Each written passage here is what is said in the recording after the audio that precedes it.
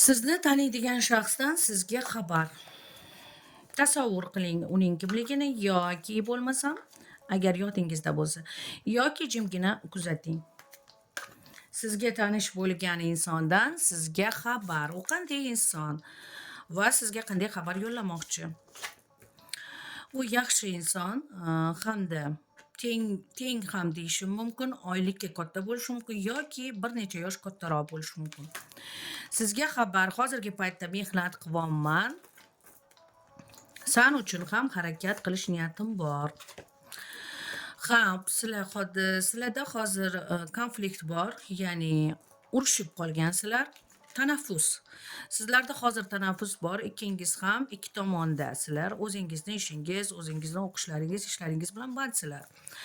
Uning mas'uliyati juda ham hozirgi paytda uning muammolari ko'payib ketdi, lekin u har doim siz haqingizda o'ylaydi, siz haqingizda pichirlab eslaydi. U gapirmoqchi: ozroq sabr qilsang bo'ldi, ozgina sabr qil, men yoningga boraman. Sen xohlagan narsalarni olib beraman. Sen haqingda ko'p o'ylayman, seni yoqtiraman, hatto seni rashk qilaman. Ba'zida u sizni sog'inib rashkdan qiynaladi. O'zini o'zi ba'zi bir holatlarda yeydi. Undan tashqari u biladi, sizga faqat u emas, boshqa erkaklar ham oshiqligini u biladi, sezadi va rashk qiladi. Rashkini sezdirmasa ham tezroq oldingizga shoshilmoqda.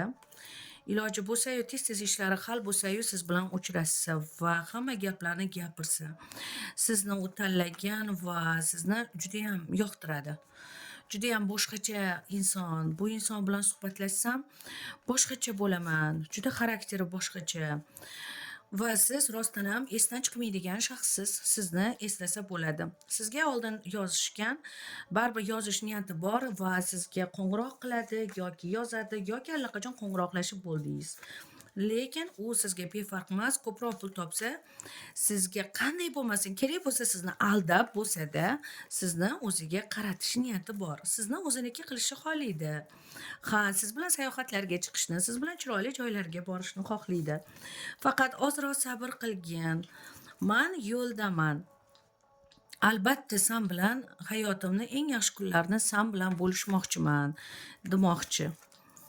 Faqat ochiqcha gapira olmayapti. Sizni yo'qotib qo'yishdan juda ham qo'rqadi. Sizni sog'inadi. Siz bilan ko'p urushgan, ko'p xafa qilgan, buni biladi xatosini. Juda ham yaxshi ko'radi. Siz uning hayotiga mazmun bergan shaxssiz. Sizni juda ham yaxshi ko'radi. Sizni hammadan qizg'onadi va seni hammadan rashk qilaman. Sen ozroq sabr qil. Men baribir yoningga kelaman deb xabar jo'natdi. Marhamat.